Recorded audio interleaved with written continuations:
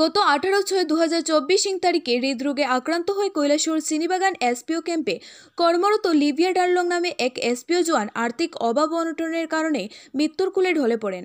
আজ ঊনকোটি জেলার বিভিন্ন এসপিও ক্যাম্প থেকে কয়েকজন এসপিও জওয়ান লিভিয়া ডার্লংয়ের বাড়িতে গিয়ে এসপিও জওয়ানের পরিবার পরিজনের প্রতি সমবেদনা জানান এবং লিভিয়া ডার্লংয়ের পরিবারের হাতে আর্থিক কিছু অর্থ তুলে দেন।